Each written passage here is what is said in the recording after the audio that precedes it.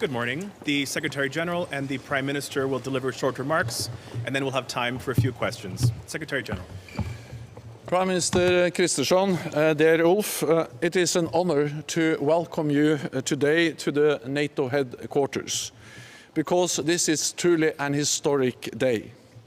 In a few moments, we will raise the Swedish flag here at the NATO headquarters and all over the alliance, and welcome your country as the 32nd member of NATO. Sweden has taken its rightful place at NATO's table, under the shield of Article 5 protection, the ultimate guarantee of our freedom and security. All for one and one for all. Joining NATO is good for Sweden, good for the stability in the north, and good for the security of our whole alliance. Sweden has long been a partner. Now you are an ally, with all the benefits and responsibilities that this brings. Sweden has cutting-edge capabilities, first-class armed forces and defense industry, and spends more than 2% of GDP on defense. As we speak, Swedish troops are taking part in Steadfast Defender, NATO's biggest military exercise since the Cold War, a demonstration of our unity and our resolve. In response to Russia's war aggression against Ukraine, NATO has substantially increased our presence across the alliance, and Sweden's membership enhances this even further. When President Putin launched his full-scale invasion 2 years ago, he wanted less NATO and more control over his neighbors. He wanted to destroy Ukraine as a sovereign state. But he failed. NATO is bigger and stronger. Ukraine is closer to NATO membership than ever before. And as the brave Ukrainian continues to fight for the freedom, we stand by their side. Allies continue to announce billions of dollars in new aid, including Sweden's largest package yet, covering ammunition, air defenses, and combat boats. Our support to Ukraine saves lives, and it must continue. President Putin started this war, and he could end it today. But Ukraine does not have this option. Surrender is not peace. We must continue to strengthen Ukraine, to show President Putin that he will not get what he wants on the battlefield, but must sit down and negotiate a solution where Ukraine is recognized and prevails as a sovereign, independent nation. So, Prime Minister Kristersson, thank you for your personal leadership. Broad support across the political spectrum in Sweden has made this day possible. After more than 200 years of neutrality, you are joining the strongest and most successful military alliance in history. So welcome to NATO. It's great to have you here. Thank you so much, Secretary General, dear Jens. Thanks for welcoming us here today in many senses. Sweden is now part of NATO. We are a proud member, together with our closest friends and partners. But first of all, Jens, I have to say thank you so much for doing this journey with us and for us. I have highly valued our close cooperation. Actually, from our very first meeting at Folk och Försvar, as we say in Swedish, the security conference in Sälen back in 2018, over many meetings and phone calls leading us here today. Without your tireless support and personal commitment, we wouldn't be here. I realize that you would have made the same effort for any qualified country applying for membership. But if you wanted us to feel that we were special, to you. You really did succeed. Thanks also to all NATO allies who have supported our accession and welcoming Sweden as a 32nd member of the alliance. We are humble, but we are also proud. We know the expectations for Sweden are high, but we also have high expectations for ourselves. The Swedish flag will raise here at the NATO headquarters today with a very strong support in our parliament and among our people. An important symbol for this is the fact that the Swedish delegation today consists not only by cabinet ministers and the commander-in-chief, but also by Her Royal Highness the Swedish Crown Princess Victoria and altogether 6 party leaders. In a vibrant democracy, we argue and we debate, but we unite in the long-term protection of this precious democracy. Unity and solidarity will be Sweden's guiding lights as a NATO member. We will share burdens, responsibilities, and risks with our allies. The security situation in our region has not been this serious since the Second World War, and Russia will stay a threat to Euro-Atlantic security for a foreseeable future. It was in this light Sweden applied to join the NATO Defence Alliance to gain security, but also to provide security. Our support to Ukraine is a fundamental part of that. Ukraine is fighting bravely for its own freedom, but also defending European freedom. In Sweden, we like to say and think we have unique military capabilities to contribute on land, in the air, and at sea. We are strengthening our defense and we are doubling the defense budget. From now on, Sweden meets the NATO standard of 2% of GDP to defense spendings. We have been prepared, honestly, for this task for quite a while. In reality, for the last 30 years. But more in details, the last 2 years. I am very pleased we have taken this final step today. Our country has long been a strong voice for international law, human rights, democracy and freedom, at home and abroad. With the Swedish flag being raised here today, we are clearly saying that we stand shoulder to shoulder in defending democracy and freedom together. We have come home to the Alliance for Peace and Freedom, to which so many democracies already belong, home to where we also belong. Now we are entering a new era. We will transform from following NATO to being NATO. I do look forward to this important task. Thank you so much. Time for some questions. We'll start with Swedish radio here in the middle, please. Thank you very much, Swedish Radio. You have said over and over again that this has been a quick process, but still it's taken more time and been more difficult than most people expected. So I would like to ask you to be a bit more personal, maybe, if you can share your emotions. How does it really feel now to finally see the Swedish flag here at NATO headquarters?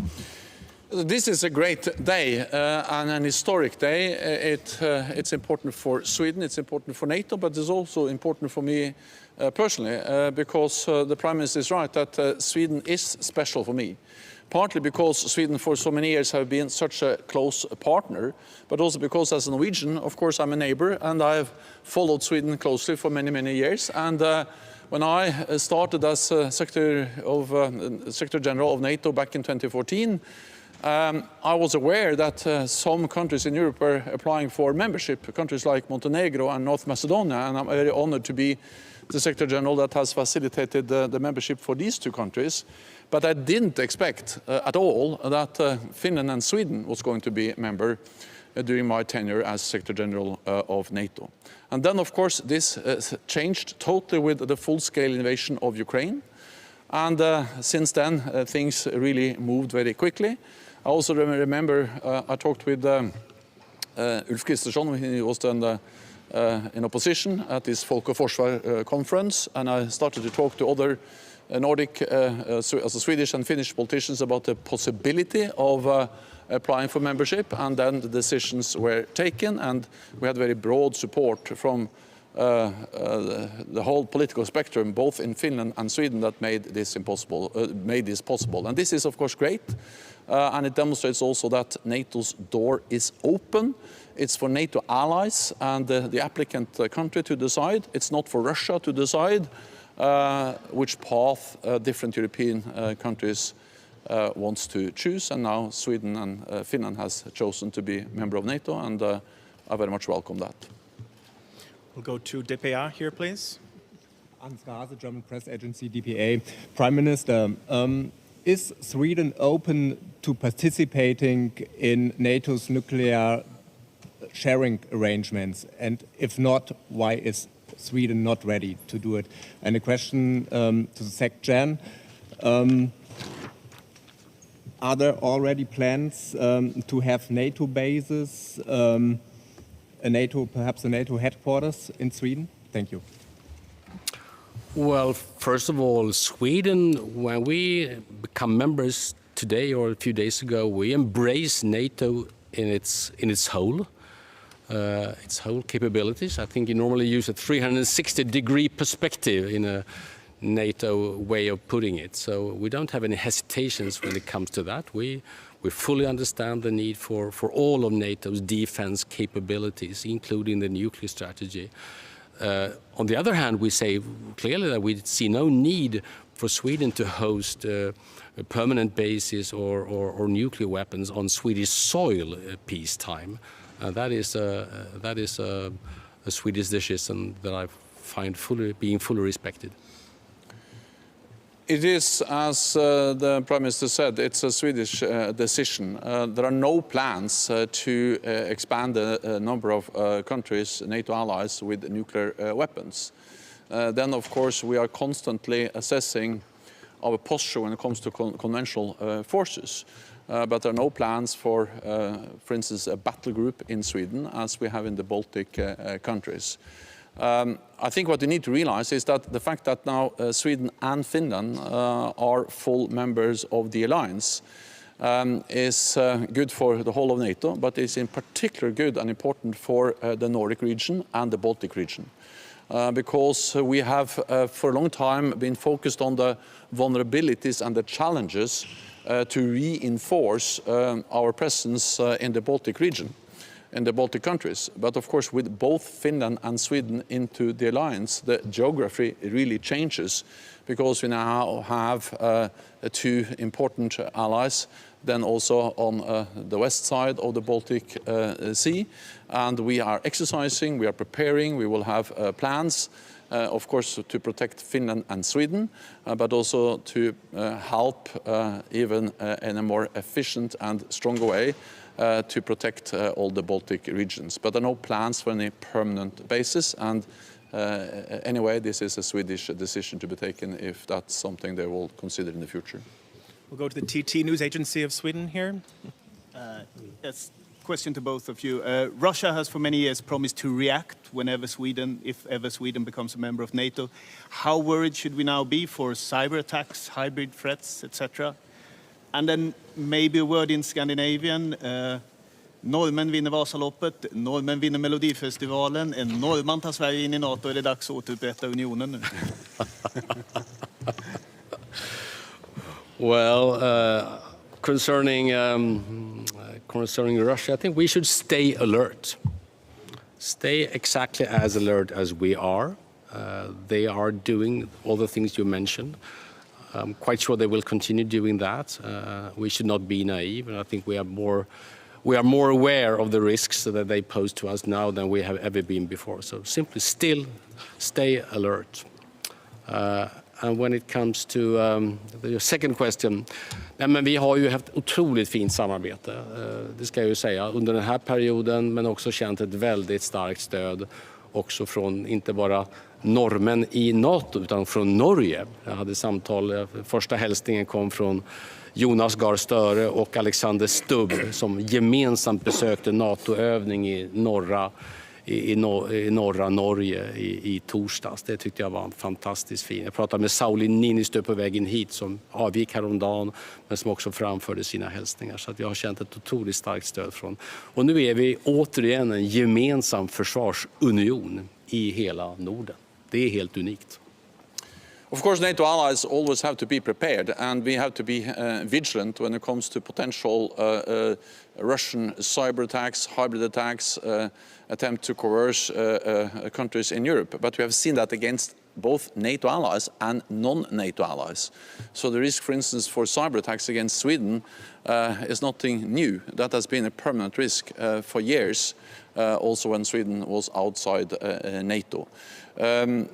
We don't see any imminent military threat against any NATO ally, partly because Russia is so preoccupied with the war aggression against Ukraine, but also, of course, because NATO is there. So NATO is there to make it absolutely sure that any potential adversary understands that attack on one ally will trigger a response from the whole alliance.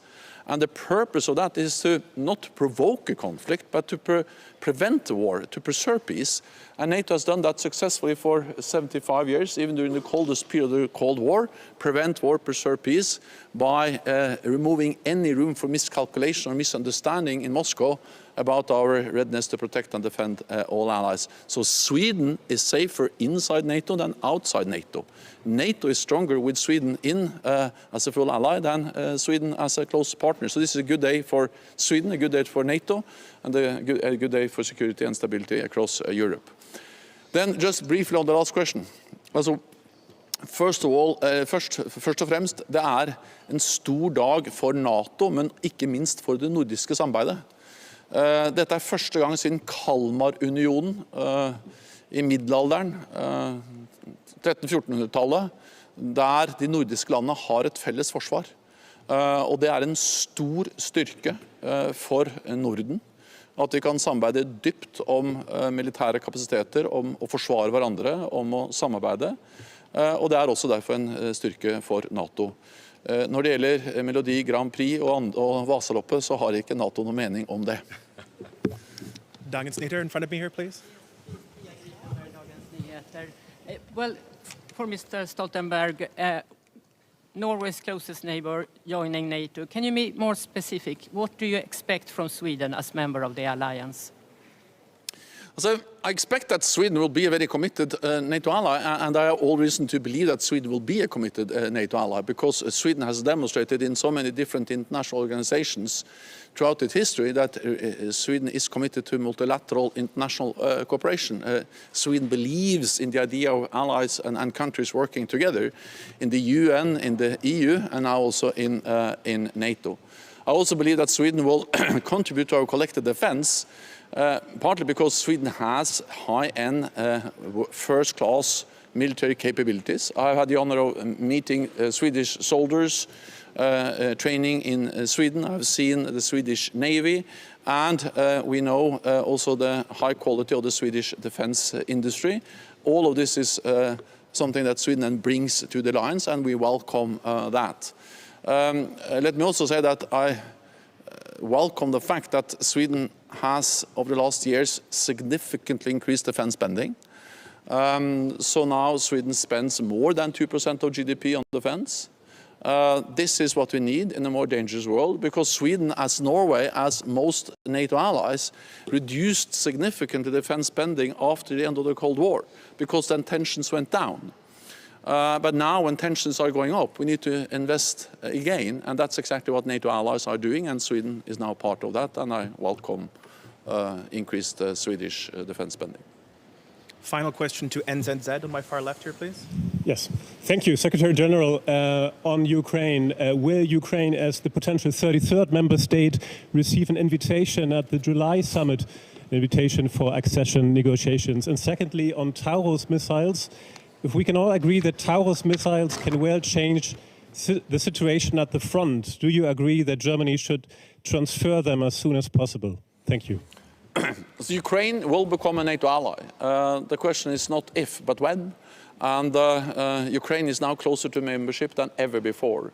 And this also demonstrates the big strategic mistake President Putin made when he invaded Ukraine.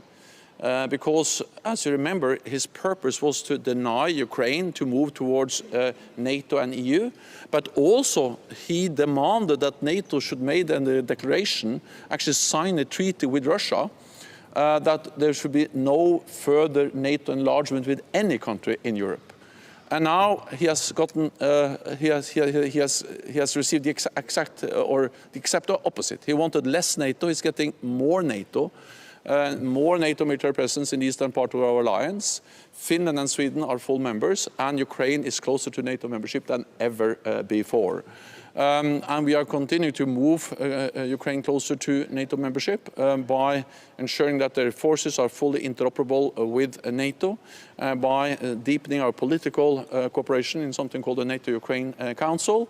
And I welcome the strong efforts by NATO allies to help Ukraine to come even closer to NATO membership. Then on the Taurus missiles, what I can say is, first of all, that Germany has been one of the NATO allies that has provided the most support to Ukraine. Significant, substantial military support from Germany to Ukraine. Advanced air defense systems, IRIS-T, Patriots and others, battle tanks, the Leopard battle tanks,